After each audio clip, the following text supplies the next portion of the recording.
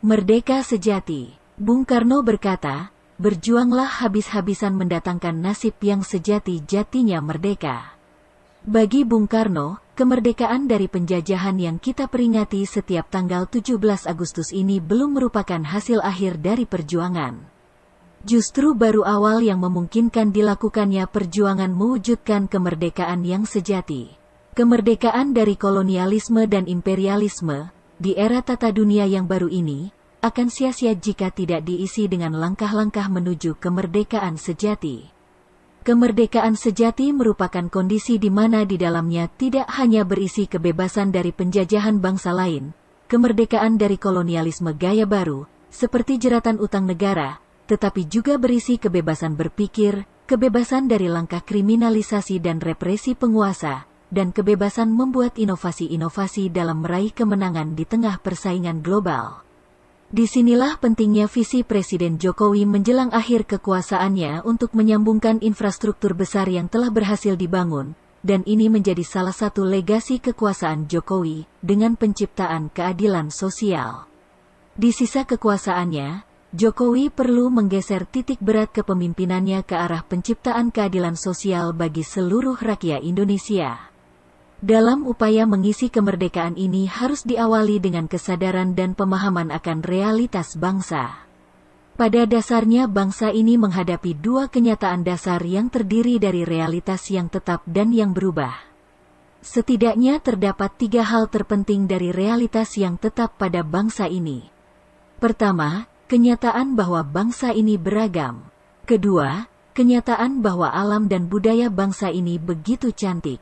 Keindahan alam Bali, Pantai Mandalika, Danau Toba, Dataran Tinggi Dieng, dan berbagai tempat indah bak surga lainnya serta menarik dan cantiknya budaya Aceh, Batak, Bali, Papua, Dayak, Jawa, Sunda, Minang, dan lainnya dengan tarian dan upacara adat yang mengundang decak kagum merupakan contoh kecil betapa indah dan cantiknya alam dan budaya bangsa Indonesia. Ketiga, kekayaan alam yang terkandung di dalam bumi Nusantara. Perkembangan mutakhir dunia, misalnya, semakin pentingnya kendaraan listrik, tak lepas dari peran Indonesia dalam penyediaan bahan dasar baterai kendaraan listrik tersebut. Di sisi lain, bangsa ini selalu diwarnai perubahan. Pertama, tata nilai yang secara dinamis mengalami perkembangan mengikuti kesepakatan tak tertulis di tengah masyarakat. Kedua, perkembangan teknologi yang semakin cepat. Teknologi berubah secara disruptif. Perubahannya berlangsung dalam bentuk percepatan. Seperti truk besar tanpa rem yang siap melindas apapun di depannya, teknologi mesti dikuasai agar bangsa ini tidak terlindas dan mampu berselancar di atasnya. Semua yang tetap dan berubah ini memunculkan tantangan yang berbeda dari zaman sebelumnya. Berbagai tantangan era sekarang ini membutuhkan model, cara, pola, dan nilai-nilai baru dalam menghadapi dan menyelesaikannya. Di sini, negara harus mampu bermetamorfosis menjadi lebih produktif, memiliki daya saing dan fleksibilitas yang tinggi dalam menghadapi perubahan-perubahan yang cepat atau disruptif. Ancaman neokolonialisme China terhadap negara-negara yang gagal membayar utang menggunung, misalnya, perlu diwaspadai. Kasus Sri Lanka dan negara-negara di Afrika perlu menjadi bahan pelajaran. Pemerintah tidak boleh mengesampingkan bahaya ini hanya karena memperoleh keuntungan materi dari relasi dengan China tersebut. Menghadapi tantangan dan bahaya di era disruptif ini, bangsa kita harus menghilangkan berbagai hal yang tidak menunjang percepatan kemajuan. Dari sisi penguasa, berbagai langkah yang kontraproduktif terhadap percepatan kemajuan bangsa harus dihilangkan. Penguasa tidak lagi melakukan tindakan represif, kriminalisasi, dan kooptasi, apalagi berusaha menerbitkan produk legislasi yang merugikan bangsa dan rakyat Indonesia. Tindakan represi biasanya merupakan cara pemerintah untuk membungkam kritisisme di tengah masyarakat. Dengan tindakan represif, ancaman pengkriminalan, rakyat akan takut dan diam ketika ada langkah penguasa yang merugikan rakyat dan hanya menguntungkan kelompok dekat. Tindakan represif, kriminalisasi, dan kooptasi merusak kemajuan, menghilangkan keberanian. Hilangnya tindakan represif, kriminalisasi, dan kooptasi adalah prasyarat mutlak bagi munculnya masyarakat yang produktif, inovatif, dan kompetitif.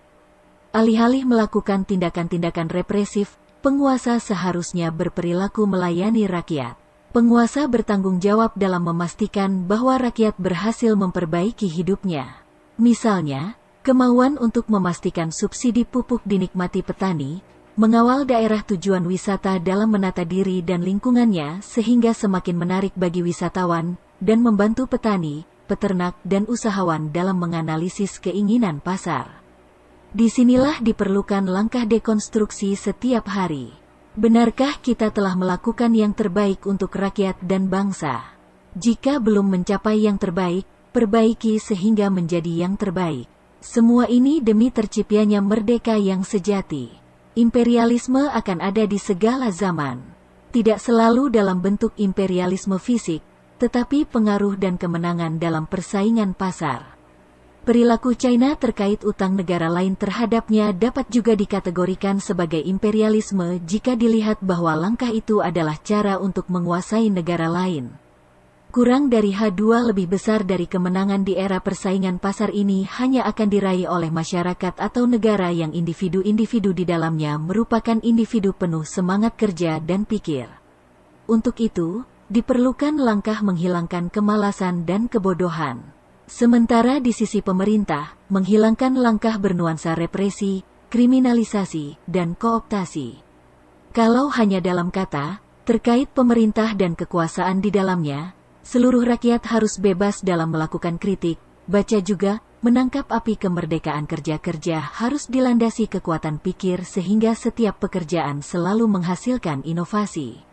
Di sisi lain, pengelolaan negara tanpa represi, kriminalisasi, dan kooptasi akan memunculkan kebebasan dalam berpikir dan bekerja tersebut. Inilah salah satu kunci kemenangan bangsa dalam persaingan dengan bangsa-bangsa lain di dunia. Akhirnya, langkah-langkah pemerintahan Presiden Jokowi menjelang akhir kekuasaannya pada akhirnya harus dapat mencegah meranggasnya bunga-bunga di kebun Republik. Taman Sari perlu diupayakan agar kembali diwarnai berbagai warna-warni bunga nan indah sehingga perkataan Bung Karno bahwa tidak ada negeri di dunia ini yang secantik, semolek, sekaya Indonesia tetap bisa kita nikmati dan wariskan kepada generasi mendatang. Peringatan kemerdekaan dapat menjadi momentum mempertahankan dan meningkatkan kecantikan, kemolekan, dan kekayaan bangsa. Toto Sugiarto, pengajar Pancasila pada Universitas Paramadina dan PT IKI, analis politik pada Exposit Strategik dan PSIK Indonesia kurang dari ing out sama dengan Toto Sugiarto, byline inner sama dengan Yovita Arika, byline title inner sama dengan Toto Sugiarto, caption inner sama dengan Toto Sugiarto, pengajar Pancasila pada Universitas Paramadina dan PT IKI, analis politik pada Exposit Strategik dan PSIK Indonesia.